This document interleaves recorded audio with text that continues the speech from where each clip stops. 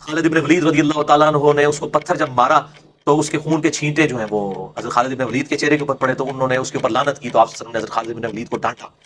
بخاری مسلم کے الفاظ ہیں، آپ نے فرمایا اس نے تو وہ توبہ کی ہے کہ اگر یہ ان لوگوں کے اوپر تقسیم کر دی جائے، حتیٰ کہ جو شخص محصول ہے یعنی زبردستی کسی سے چنگی اور ٹیکس وصول کرنے والا ظالم شخص بھی اگر اس طرح کی توبہ کر لے، اللہ تعالیٰ اس کو بھی معاف کر دے گا۔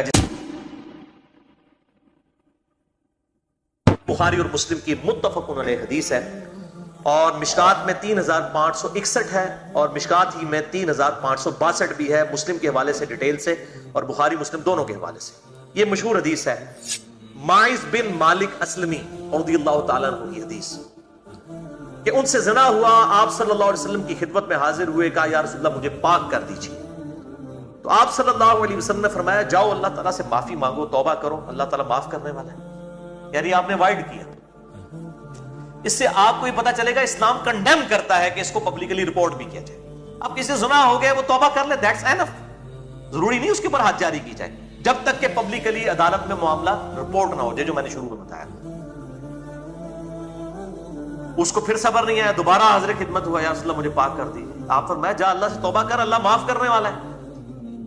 4 دفعہ ایسا ہوا تو آپ صلی اللہ علیہ وآلہ وسلم نے، اب ظاہر عدالت میں معاملہ آ گیا، 4 دفعہ اس نے گواہی دے دی، قرآن میں بھی آیا 4 دفعہ گواہی، 4 دفعہ خود اس نے اپنے اوپر گواہی دے دی، تو آپ صلی اللہ علیہ وآلہ وسلم نے فرمایا اسے چیک کرو، یہ پاگل تو نہیں ہے، مجنون تو نہیں ہے؟ کہا کہ نہیں یا رسول اللہ صلی اللہ علیہ وسلم۔ فرمایا اس نے شراب تو نہیں پی ہوئی کہ نشے کی حالت میں نہ ہو تو یہ کام کر رہا ہوں؟ اس نے نہ کیا ہو تو لوگوں نے اس کے منہ کو آ کے سونگا، اسمیل لی، تو کہا کہ نہیں یا رسول اللہ صلی اللہ علیہ وآلہ وسلم، اس نے شراب بھی نہیں پی ہوئی۔ تو آپ صلی اللہ علیہ وسلم نے اسے سنسار کروا دیا، اور اس کے بعد آپ صلی اللہ علیہ وسلم نے اس کے لیے دعائے مغفرت کی، اور آپ صلی اللہ علیہ وآلہ وسلم نے فرمایا کہ اس نے ایسی توبہ کی ہے کہ اگر یہ توبہ ایک جماعت کے اوپر تقسیم کر دی جائے تو ان کی مغفرت کے لیے کافی ہو جائے، جو اس نے توبہ کی ہے سچے دل سے۔ پھر کچھ ہی عرصے کے بعد ایک عورت آ گئی، یعنی جس کے ساتھ انہوں نے یہ معاملہ کیا ہوا تھا، غامدیہ ایک قبیلہ تھا، اسی وجہ سے غامدی صاحب نے اپنے نام کے ساتھ غامدی لگایا ہوا ہے۔ آج تو ہمیں بھی ٹروتھ ریویل کر دیں، یہ جاوید احمد غامدی صاحب نے وہ غامدی اپنے نام کے ساتھ اسی قبیلے کی وجہ سے لگایا ہوا ہے۔ وہ جو غامدی قبیلے کی عورت تھی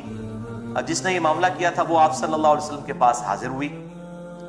تو آپ صلی اللہ علیہ وسلم نے اس کو بھی اوائڈ کیا، کہا جا اللہ سے توبہ کر۔ اس نے کہا یا رسول اللہ علیہ وسلم آپ میرے ساتھ وہی سلوک کر رہے ہیں جو آپ نے ماعز کے ساتھ کیا تھا، حالانکہ میں تو حاملہ ہو چکی ہوں، میرے تو زنا والے معاملے میں اب کوئی شک بھی نہیں رہ گیا۔ تو آپ صلی اللہ علیہ وسلم نے فرمایا کہ اس طرح کرو کہ تم وضع حمل کا انتظار کرو، یہ بچہ پیدا ہو جائے۔ بچہ پیدا ہوا، پھر آپ کی خدمت میں حاضر ہوئی، آپ دیکھیں جناب اتنا عرصہ اس نے سولی پہ سمجھیں کہ کاٹا ہے، یا رسول اللہ صلی اللہ علیہ وسلم مجھے پاک کر دیجیے۔ آپ نے فرمایا کہ اس عورت کو کہو کہ اب یہ اس بچے کو دودھ پلائے، کم از کم اس قابل کرے کہ یہ روٹی کھانے والا ہو جائے۔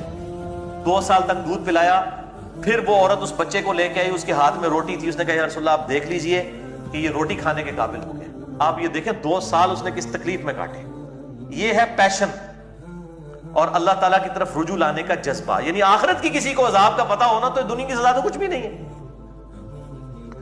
تو آپ صلی اللہ علیہ وآلہ وسلم نے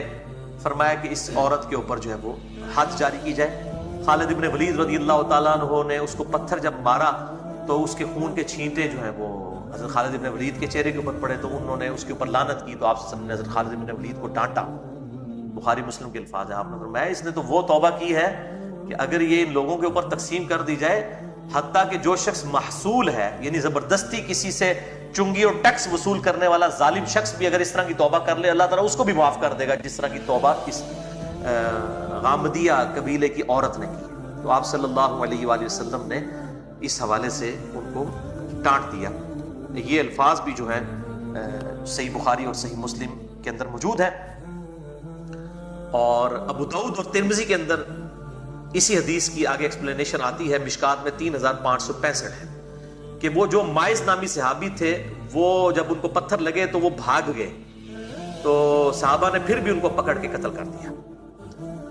پتھر مار کے۔ تو آپ صلی اللہ علیہ وسلم تک یہ بات پہنچی، تو آپ نے فرمایا جب وہ بھاگ گیا تو اس کو چھوڑ دیتے،